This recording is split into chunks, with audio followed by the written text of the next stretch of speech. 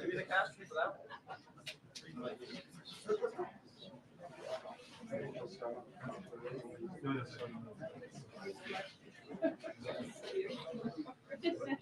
We did. Yes.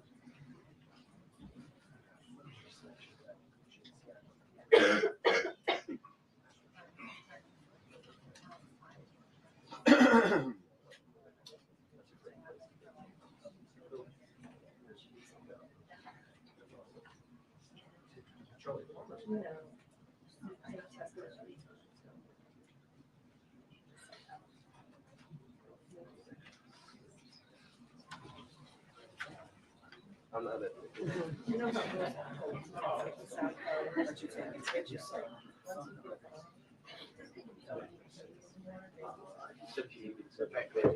Yeah. Just for the end. Oh, you're all good. I've never even seen this room yet, so it's kind of crazy. It's packed. No. Oh, like a tuna fish. Yeah. Imagine being back there. Sorry. Good afternoon, everybody. How are we? Good to see all of you. It's an honor to be here with all of you. A lot of familiar faces in the room, a lot of new faces. And President Trump is back, and the golden age of America has most definitely begun. The Senate has already confirmed 5 of President Trump's exceptional cabinet nominees: Secretary of State Marco Rubio, Defense Secretary Pete Hegseth, CIA Director John Ratcliffe, Homeland Security Secretary Kristi Noem, and Treasury Secretary Scott Bessent. It is imperative that the Senate continues to confirm the remainder of the president's well-qualified nominees as quickly as possible. As you have seen during the past week, President Trump is hard at work fulfilling the promises that he made to the American people on the campaign trail. Since taking the oath of office, President Trump has taken more than 300 executive actions, secured nearly $1 trillion in U.S. investments, deported illegal alien rapists, gang members, and suspected terrorists from our homeland, and restored common sense to the federal government. I want to take a moment to go through some of these extraordinary actions. On day 1, President Trump declared a national emergency at our southern border to end the 4-year-long invasion of illegal aliens under the previous administration. Additionally, President Trump signed an executive order to end catch and release and finish construction of his effective border wall.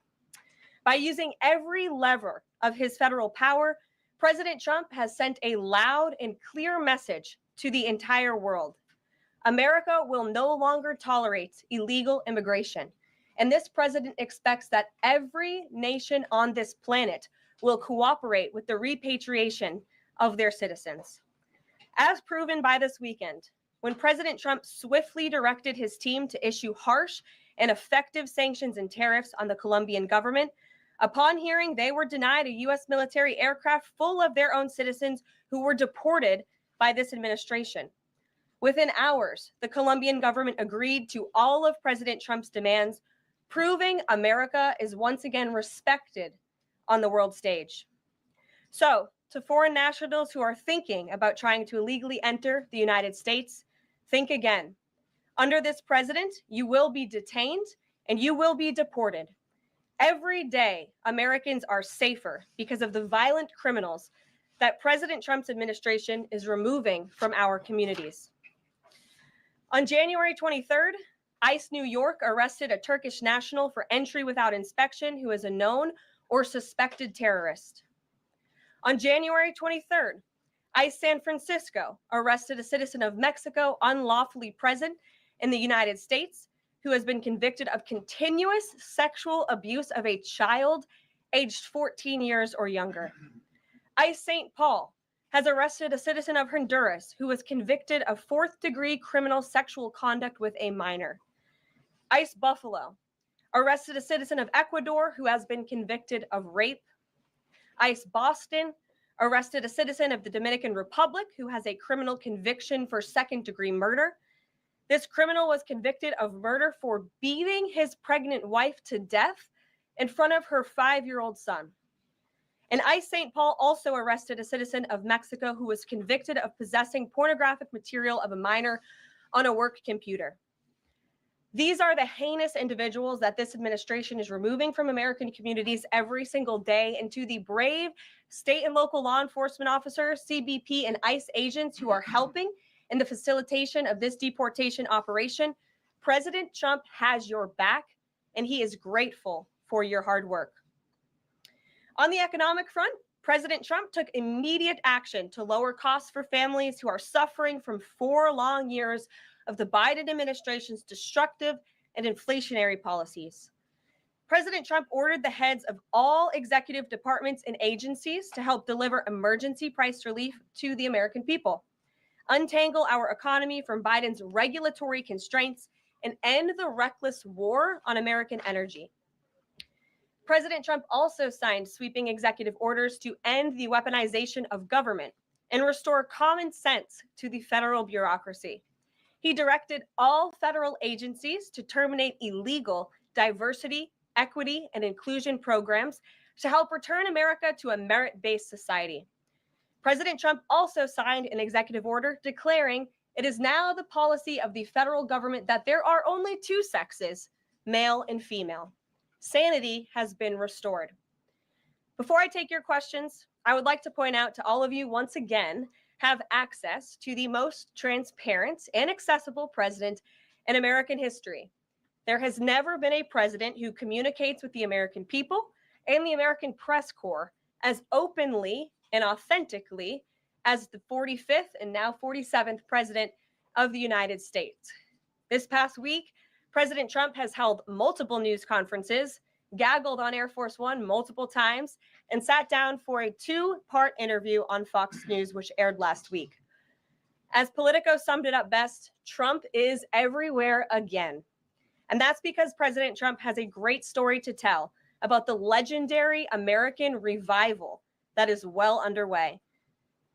And in keeping with this revolutionary media approach that President Trump deployed during the campaign, the Trump White House will speak to all media outlets and personalities, not just the legacy media who are seated in this room. Because according to recent polling from Gallup, Americans' trust in mass media has fallen to a record low. Millions of Americans, especially young people, have turned from traditional television outlets and newspapers to consume their news from podcasts, blogs, social media, and other independent outlets. It's essential to our team that we share President Trump's message everywhere and adapt this White House to the new media landscape in 2025. To do this, I'm excited to announce the following changes will be made to this historic James S. Brady briefing room, where Mr. Brady's legacy will endure. This White House believes strongly in the First Amendment, so it's why our team will work diligently to restore the press passes of the 440 journalists whose passes were wrongly revoked by the previous administration. We're also opening up this briefing room to new media voices who produce news-related content and whose outlet is not already represented by one of the seats in this room. We welcome independent journalists, podcasters, social media influencers, and content creators to apply for credentials to cover this White House. And you can apply now on our new website, whitehouse.gov/new media. Starting today, this seat in the front of the room, which is usually occupied by the press secretary's staff, will be called the new media seat. My team will review the applications and give credentials to new media applicants who meet our criteria and pass United States Secret Service requirements to enter the White House complex. So in light of these announcements, our first questions for today's briefing will go to these new media members whose outlets, despite being some of the most viewed news websites in the country, have not been given seats in this room. And before I turn to questions, I do have news directly from the President of the United States that was just shared with me in the Oval Office. From President Trump directly, an update on the New Jersey drones. After research and study, the drones that were flying over New Jersey in large numbers were authorized to be flown by the FAA for research and various other reasons. Many of these drones were also hobbyists, recreational, and private individuals that enjoy flying drones. In time, it got worse due to curiosity. This was not the enemy.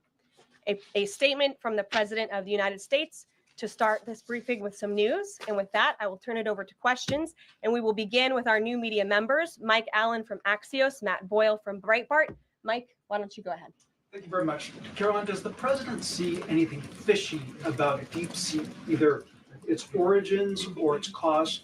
And could China's ability to make these models quicker, cheaper, affect our thinking about expanding generation data centers, chip manufacturing? Sure. The president was asked about DeepSeek last night on Air Force One when he gaggled for, I think, the third or fourth time throughout the weekend with members of the traveling press corps.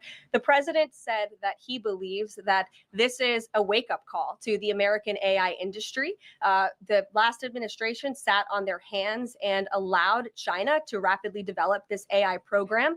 And so President Trump believes in restoring American AI dominance. And that's why he took very strong executive action this past week to sign executive orders to roll back some of the onerous regulations on the AI industry. And President Trump has also proudly appointed the first AI and crypto czar at this White House, David Sachs, whom I spoke with yesterday, very knowledgeable on this subject. And his team is here working every single day to ensure American AI dominance. As for the national security implications, I spoke with NSC this morning. They are looking into what those may be. And when I have an update, I will share it with you, Mike. Karoline, you say restore U.S. dominance. Is there a fear that the U.S. either is fallen or has fallen behind? And how would the president make sure the U.S. stays ahead? No, the president is confident that we will restore American dominance in AI. Yeah, so Karoline, first off, thank you to you and President Trump for actually giving voices to new media outlets that represent millions and millions of Americans. The thing I would add, I've got a two-part question for you. The first is just can you expand upon what steps the White House is going to take to bring more voices, not less, which is what our founder, Andrew Breitbart, believed in, into this room where they rightfully belong? Yeah. Absolutely. And as I said in my opening statement, Matt, it is a priority of this White House to honor the First Amendment. And it is a fact that Americans are consuming their news media from various different platforms, especially young people. And as the youngest press secretary in history, thanks to President Trump, I take great pride in opening up this room to new media voices to share the president's message with as many Americans as possible. In doing so, number one, we will ensure that outlets like yours, Axios and Breitbart, which are widely respected and viewed outlets, have an actual seat in this room every day. We also, again, encourage anybody in this country, whether you are a TikTok content creator, a blogger, a podcaster, if you are producing legitimate news content, no matter the medium, you will be allowed to apply for press credentials to this White House. And as I said earlier, our new media website is whitehouse.gov/new media. And so we encourage people to apply. Again, as long as you are creating news-related content of the day and you're a legitimate independent journalist, you're welcome to cover this White House. And secondly, Karoline, you said you laid out several of the actions that President Trump has taken. Obviously, it's a stark contrast to the previous administration of breakneck speed from President Trump. Can we expect that pace to continue as the first 100 days moves along here and beyond that? Absolutely. There's no doubt President Trump has always been the hardest working man in politics. I think that's been proven over the past week. This president has again signed more than 300 executive orders. He's taken historic action. I gaggled aboard Air Force One to mark the first 100 days of this administration, 4 p.m. last Friday, or first 100 hours rather. And this president did more in the first 100 hours than the previous president did in the first 100 days. So President Trump, I think you can all expect for him to continue to work at this breakneck speed. So I hope you're all ready to work very hard. I know that we are. Zeke Miller. Thanks, Karoline. A question that we've asked your predecessors of both parties in this job. When you're up here in this briefing room speaking to the American public, do you view yourself and your role as advocating on behalf of the president or providing the unvarnished truth that is, not to lie, not to obfuscate to the American people? I commit to telling the truth from this podium every single day. I commit to speaking on behalf of the President of the United States. That is my job. And I will say it's very easy to speak truth from this podium when you have a president who is implementing policies that are wildly popular with the American people. And that's exactly what this administration is doing. It's correcting the lies and the wrongs of the past 4 years, many of the lies that have been told to your faces in this very briefing room. I will not do that. But since you brought up Truth Seek, I would like to point out, while I vowed to provide the truth from this podium, we ask that all of you in this room hold yourselves to that same standard. We know for a fact there have been lies that have been pushed by many legacy media outlets in this country about this president, about his family, and we will not accept that. We will call you out when we feel that your reporting is wrong or there is misinformation about this White House. So yes, I will hold myself to the truth, and I expect everyone in this room to do the same. And Karoline, just on a substantive question, yesterday, the White House Office of Management and Budget directed across the board freeze, with some exceptions for individual assistance, we understand, to federal grants. It's caused a lot of confusion around the country among Head Start providers, among providers services to homeless veterans, Medicaid providers, states saying they're having trouble accessing the portal. Could you help us clear up some of the confusion, give some certainty to folks? And also, is that uncertainty, how does that uncertainty service the president's voters? Well, I think there's only uncertainty in this room amongst the media. There's no uncertainty in this building. So let me provide the certainty and the clarity that all of you need. This is not a blanket pause on federal assistance and grant programs from the Trump administration. Individual assistance, that includes, I'm not naming everything that's included, but just to give you a few examples, Social Security benefits, Medicare benefits, food stamps, welfare benefits, assistance that is going directly to individuals will not be impacted by this pause. And I want to make that very clear to any Americans who are watching at home who may be a little bit confused about some of the media reporting. This administration, if you are receiving individual assistance from the federal government, you will still continue to receive that. However, it is the responsibility of this president and this administration to be good stewards of taxpayer dollars. That is something that President Trump campaigned on. That's why he has launched DOGE, the Department of Government Efficiency, who is working alongside OMB. And that's why OMB sent out this memo last night, because the president signed an executive order directing OMB to do just this.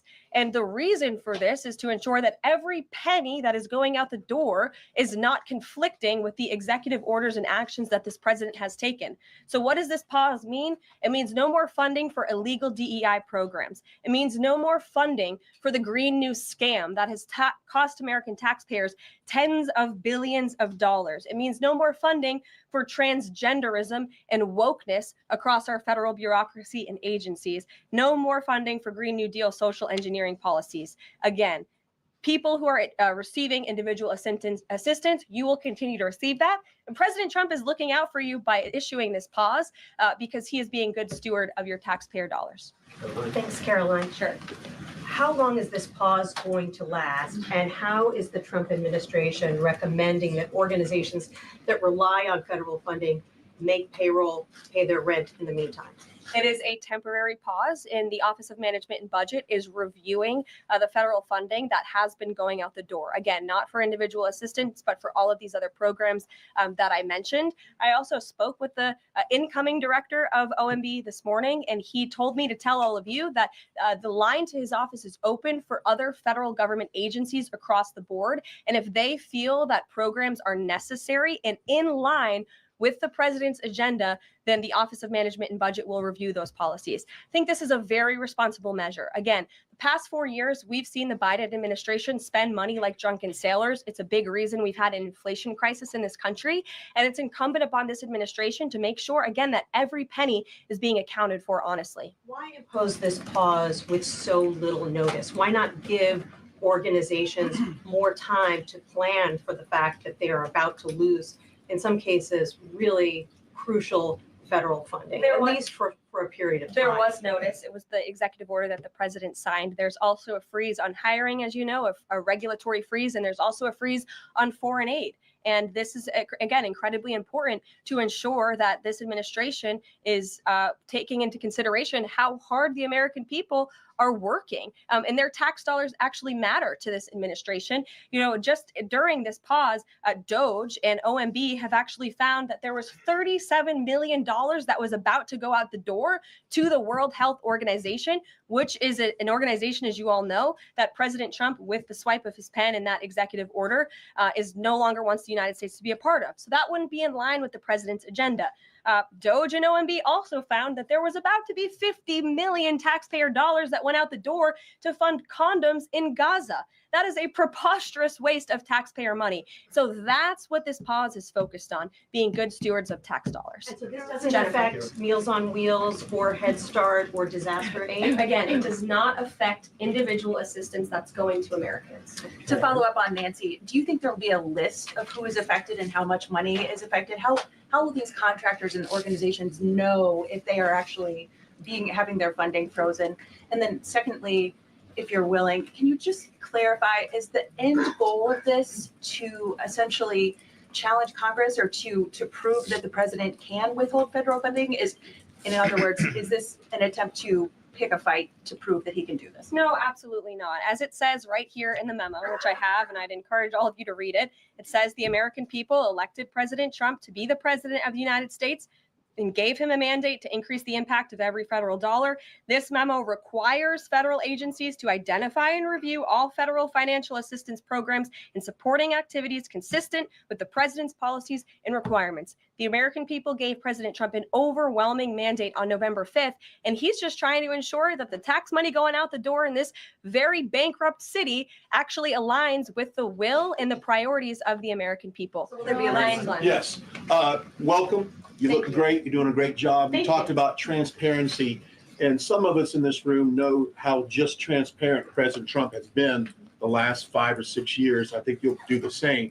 My question is, do you think this latest incident with the president of Colombia is indicative of the global, powerful respect they have for President Trump moving forward, not only to engage in economic diplomacy with these countries, but also world peace? Absolutely. I'll echo the answer that the president gave on Air Force One last night when he was asked a very similar question by one of your colleagues in the media. This signifies peace through strength is back. And this president will not tolerate illegal immigration into America's interior. And he expects every nation on this planet, again, to cooperate with the repatriation of their citizens who illegally entered into our country and broke America's laws. Won't be tolerated. And as you saw, the Colombian government quickly folded and agreed to all of President Trump's demands. Flights are underway once again. Karoline. 2 questions on deportations, if I may. President Trump had said on the campaign trail that he would deport pro-Hamas students who are here on visas. And on his first day in office, he signed an executive order that said, quote, the U.S. must ensure that admitted aliens and aliens otherwise already present in the U.S. do not bear hostile attitudes towards the citizens, culture, government, institutions, or founding principles. So should we take this executive order as Trump saying he would be open to deporting those students who are here on visas, but hold pro-Hamas sympathies? The president is open to deporting individuals who have broken our nation's immigration laws. So if they are here illegally, then certainly he is open to deporting them. And that's what this administration is hard at work at doing. We receive data from DHS and from ICE every single day. From what we hear on the ground, ICE agents are feeling incredibly empowered right now because they actually have a leader in this building who is supporting them in doing their jobs that they were hired to do, which is to detain, arrest, and deport illegal criminals who have invaded our nation's borders over the past 4 years. That's what the president is committed to seeing. Peter. Just following up on that, Very Karoline. quickly, just following up on the question on immigration first. President Trump, during the course of the campaign in 2024, said the following about illegal immigration. He said, they're going back home where they belong, and we start with the criminals. There are many, many criminals. NBC News has learned that ICE arrested 1,179 undocumented immigrants on Sunday, but nearly half of them, 566 of the migrants, appear to have no prior criminal record besides entering the country illegally. Is the president still focused exclusively, which is a civil crime, it's not criminal, Federal crime. So I'm asking though, he said he was going to focus on those violent offenders first. So is violent offenders no longer the predicate for these people to be deported? The president has said countless times on the campaign trail, I've been with him at the rallies, I know you've been there covering them too, Peter, that he is focused on launching the largest mass deportation operation in American history of illegal criminals. And if you are an individual, a foreign national who illegally enters the United States of America, you are, by definition, a criminal. And so therefore, you are subject to deportation. I apologize for interrupting. So to be clear, it's not violent criminals do not receive precedence in terms of the deportations taking The place. president has also said two things can be true at the same time. We want to deport illegal criminals, illegal immigrants from this country, but the president has said that, of course, the illegal criminal drug dealers, the rapists, the murderers, the individuals who have committed heinous acts on the interior of our country and who have terrorized law-abiding American citizens, absolutely, those should be the priority of ICE, but that doesn't mean that the other illegal criminals who entered our nation's borders are off the table. Understood. Then let me ask you a separate question about the confusion that still exists across the country right now as it relates to the freeze or the pause as it's described. President Trump, of course, ran one of the key policy items was that he was going to lower prices, lower the cost of everything from groceries, as he often said. But in many of the cases, it would seem that some of these moves could raise prices for real Americans on everything from low-income heating, that program, childcare programs. Will nothing that the president's doing here in terms of the freeze in these programs raise prices on ordinary Americans? What particular actions are you referring to that I'm would? referring to LHEAP right now. That's the low-income heating program, for example. We can talk about, there's no clarity, so I could refer to a lot of them. We don't know what they are specifically. Can you tell us that LHEAP is not one of those affected? So you're asking a hypothetical based on programs that you can't even identify. just identified. What I can tell Well, you just to be is clear, that since you guys haven't identified, let's do it together just for Americans at home. Medicaid, is that affected? I gave you a list of examples: Social Security, Medicare, welfare benefits, Medicaid, food right. stamps that will not be impacted by this federal pause. I can get you the full list after this briefing from the Office of Management and Budget, but I do want to address the cost cutting. Because that's certainly very important, and cutting the cost of living in this country. President Trump has taken historic action over the past week to do that. He actually signed a memorandum to deliver emergency price relief for American families, which took a number of actions. I can walk you through those. He also repealed many onerous Biden administration regulations. We know over the past 4 years, American households has been essentially taxed $55,000 in regulations from the previous administration. President Trump, with the swipe of his pen, rescinded those, which will ultimately put more money back in the pockets of the American people.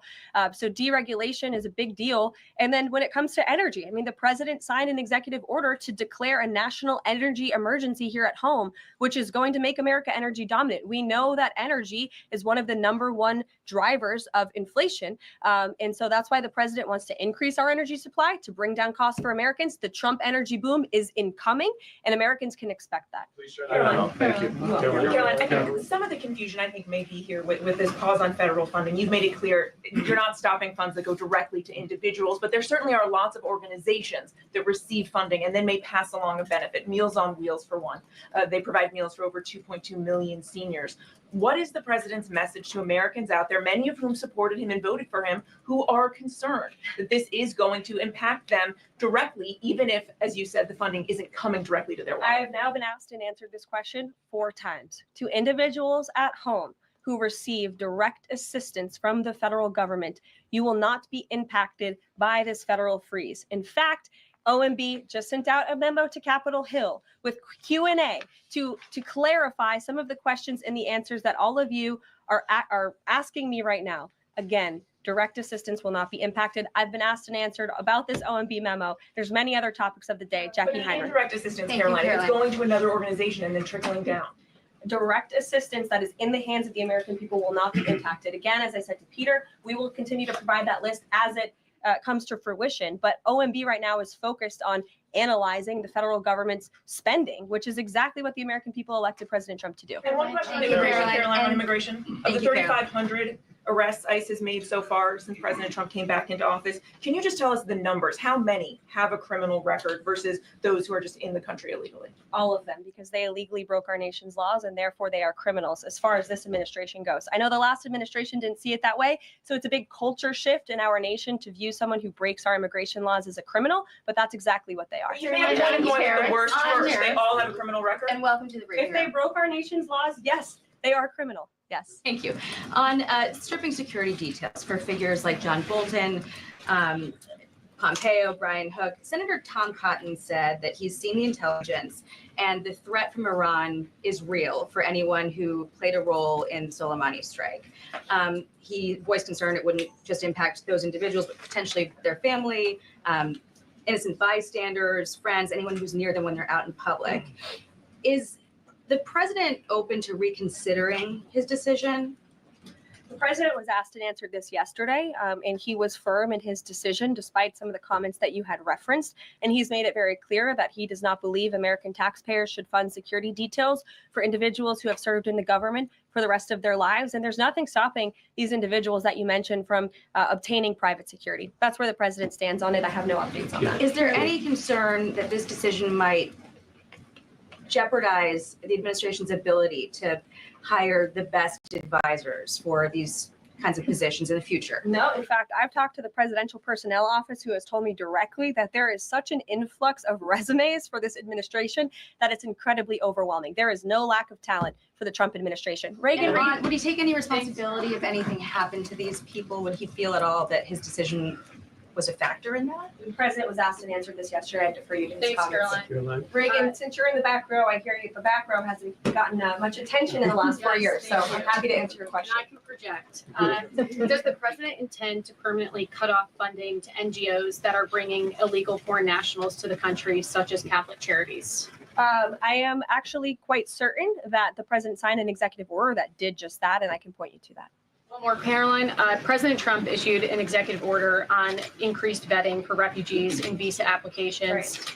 Part of that order was considering an outright ban for countries that have deficient screening processes. Has the president considered yet which countries might fall into this category? Are countries like Afghanistan or Syria under consideration for a full ban? Yeah, so the president signed an executive order to streamline the vetting for visa applicants and for illegal immigrants in this country who are coming, of course, from other nations. It also directed the Secretary of State to review the process and make sure that other countries around the world are being completely transparent with our nation and the individuals that they are sending here. And so the Secretary of State has been directed to report back to the president. I haven't seen that report yet. We've only been here for a few days.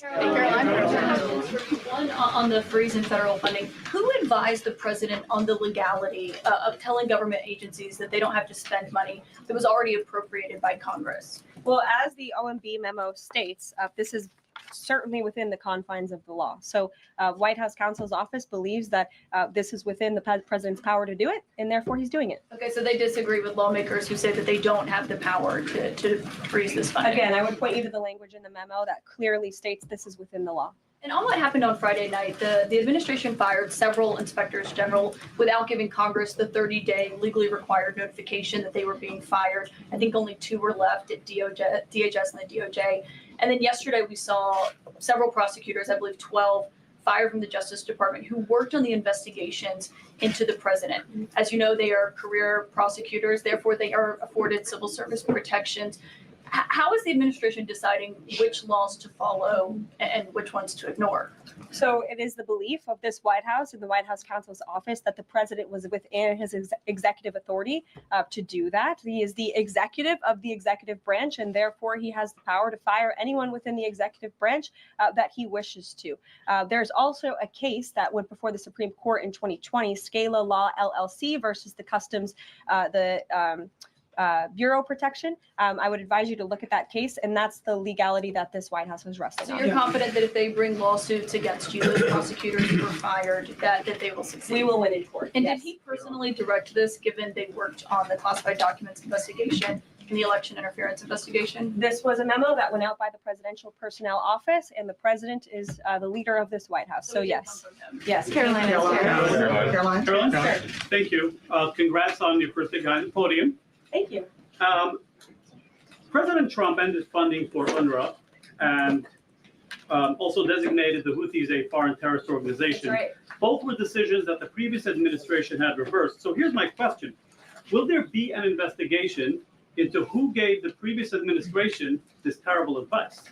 Well, that's a very good point. I haven't heard discussions about such an investigation, but it wouldn't be a bad idea considering that the Houthis certainly are terrorists.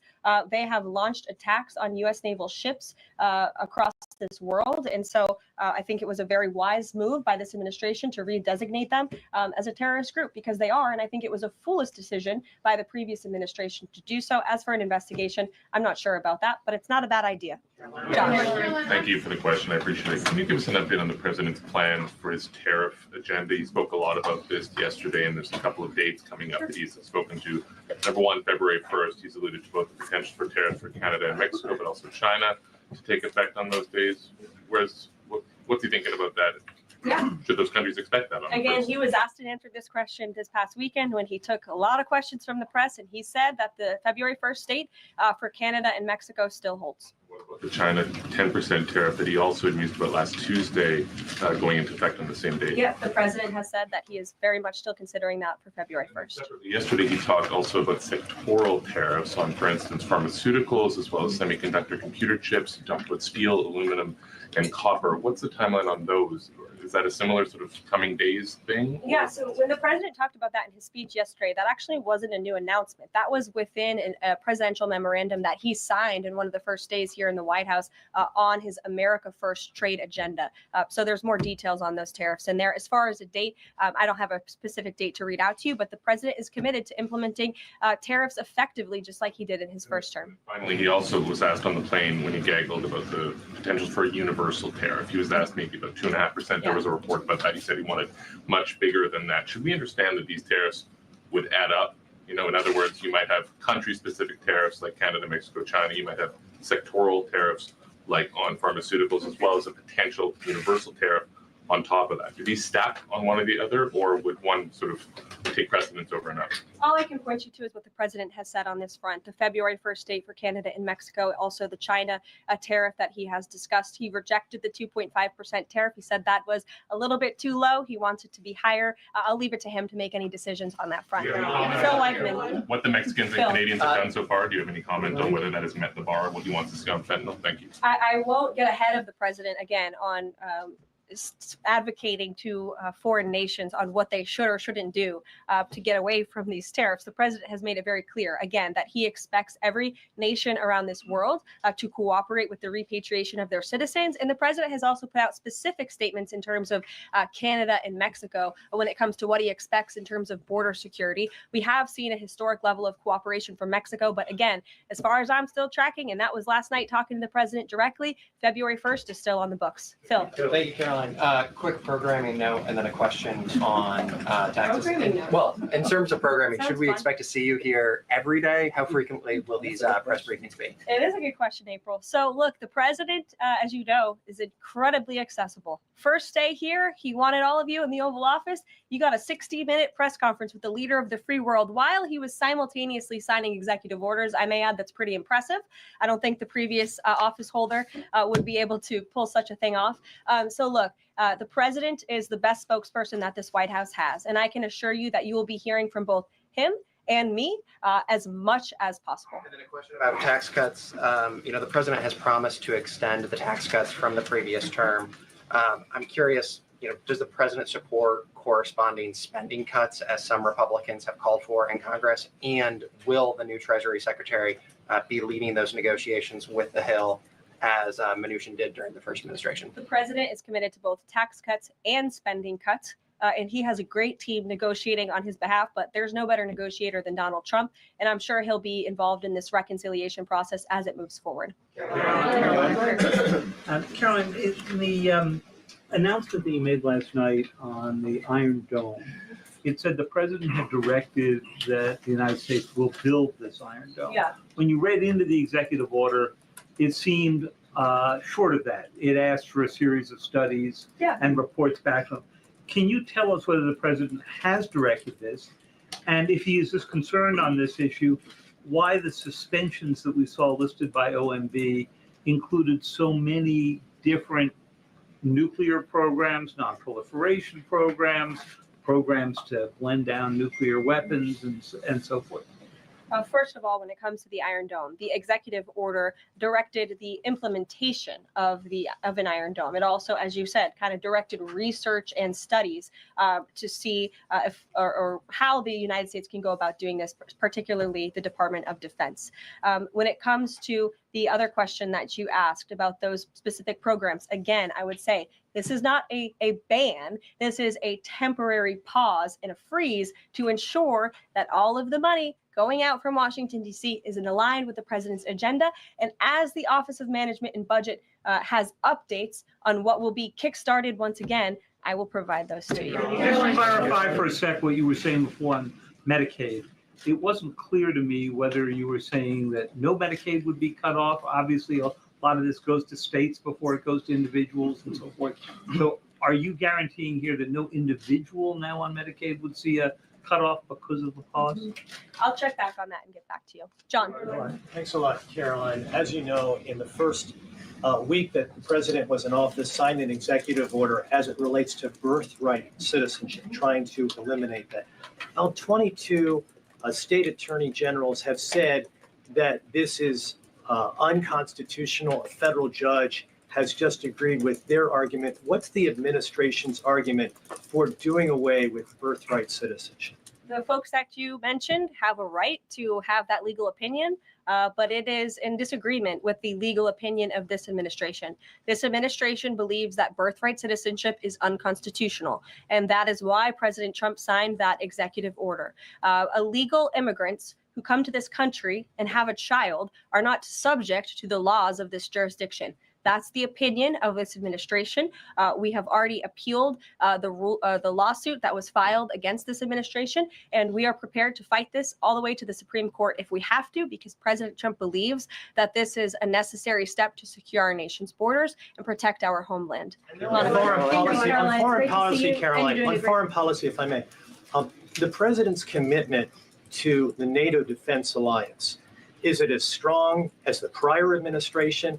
Is it the same as when he served as president in his first term in office? As long as NATO pays their fair share, and President Trump has called on NATO allies to increase their defense spending to 5%. You actually saw the head of NATO at Davos last week on Bloomberg television saying that President Trump is right. And if Europe wants to keep itself safe, they should increase their defense spending. I would just add that there was no greater ally to our European allies than President Trump in his first term. The world for all nations in Europe and of course here at home was much safer because of President Trump's peace through strength diplomatic approach. Thank you, Caroline. And it's great to finally be called on as well in the briefing room. I appreciate that. Of course, we know President Trump just got back from North Carolina and California meeting with victims of natural disasters. There's the 2-year anniversary of the East Palestine, Ohio toxic train derailment. Does the president have any plans to go visit the victims of that toxic spill or just visit in general? No plans that I can read out for you here. If that changes, I will certainly keep you posted. What I can tell you is that President Trump still talks about his visit to East Palestine, Ohio. That was one of the turning points, I would say, in the previous election campaign, where Americans were reminded that President Trump is a man of the people, and he, as a candidate, visited that town that was just derailed by the train derailment, no pun intended, and he offered support and hope, just like I saw the president do this past week. It was a purposeful decision by this president on his first domestic trip to go to North Carolina and to California to visit with Americans who were impacted by Hurricane Helene and also by the deadly fires. A red state and a blue state, both of which feel forgotten by the previous administration and the federal government. That is now ended under President Trump. He will continue to put Americans first, whether they're in East Palestine, in Pacific Palisades, or in North Carolina.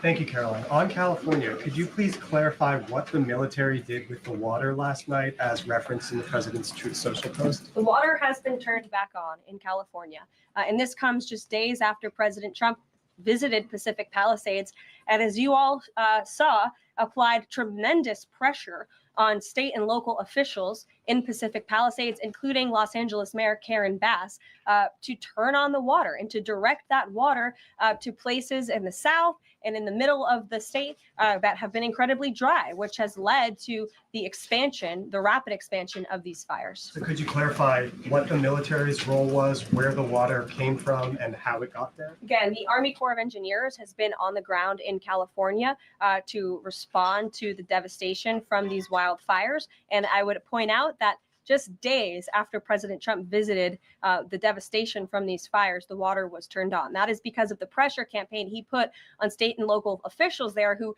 clearly lack all common sense. And I will never forget being at that roundtable with the president last week and hearing the frustration in the voices of Pacific Palisades residents who feel as though their government has just gone insane. Before President Trump showed up on the scene, Karen Bass was telling private property owners that they would have to wait 18 months to access their private property. So this administration, the president and his team that's on the ground in California, Rick Grinnell, who he has designated to oversee this great crisis, will continue to put pressure on Karen Bass and state and local officials to allow residents to access their properties. This is a huge part of it. These residents want to take part in their own clearing out of their properties. They should be able to do that. It's the United States of America. What happened to our freedom? Clearly it's gone in California, but not anymore under President Trump.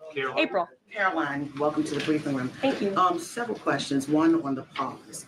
Will minority serving institutions, preferably colleges and universities, have those monies held back temporarily at this moment? Again, I have not seen the entire list because this memo was just sent out. So I will provide you all with updates as we receive them, okay?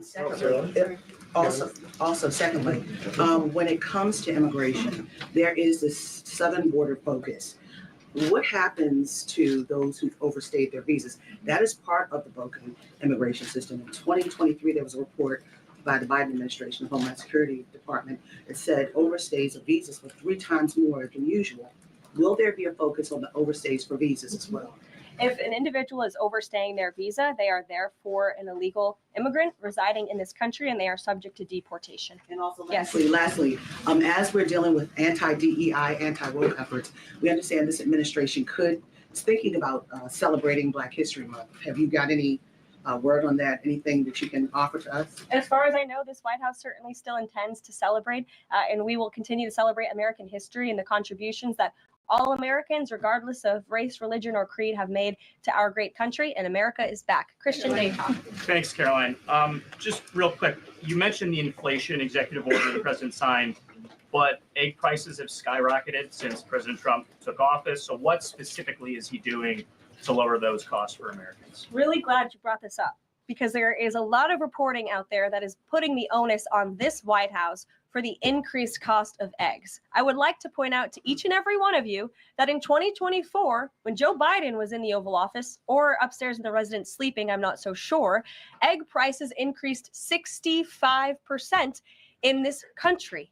We also have seen the cost of everything, not just eggs. Bacon, groceries, gasoline have increased because of the inflationary policies of the last administration. As far as the egg shortage, what's also contributing to that is that the Biden administration and the Department of Agriculture directed the mass killing of more than 100 million chickens, which has led to a lack of chicken supply in this country, therefore a lack of egg supply, which is leading to the shortage. So I will leave you with this point.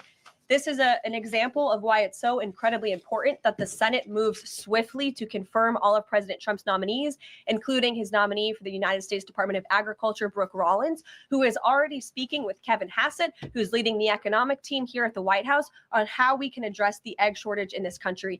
As for costs, I laid out the plethora of ways that President Trump has addressed saving costs for the American people over the past week. He looks forward to continuing to doing that in the days ahead. Thank you guys. One more border question. Are Medicaid portals down in all 50 states? That was good.